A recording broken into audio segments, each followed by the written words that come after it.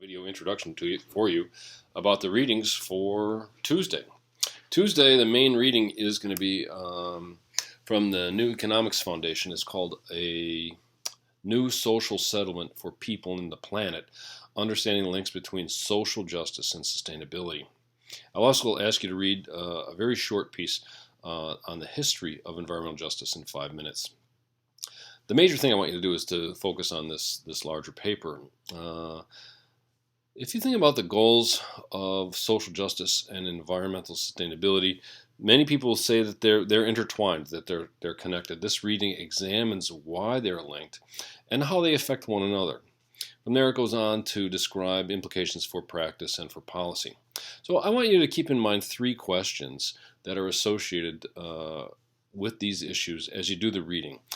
The first question is, how are social justice and environmental sustainability linked? So it's a very simple question. What's the evidence that these 2 things are linked? By what mechanisms or by what processes are they linked? Can you come to class with a couple of concrete examples about that? The second question, if the folks at the New Economics Foundation are correct and social justice and environmental sustainability are in fact intertwined, what are the implications for our economy? What does this mean or imply for capitalism?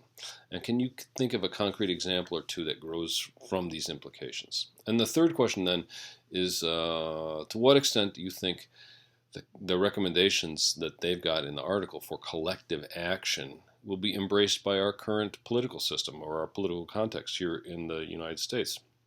What are the barriers to achieving the vision that they describe in this paper, and how might those barriers be overcome, or is it possible to even overcome them? So those are the 3 questions. How are environmental justice, social justice, and environmental sustainability linked? Secondly, what are the implications of this linkage for our economy and for capitalism? And third,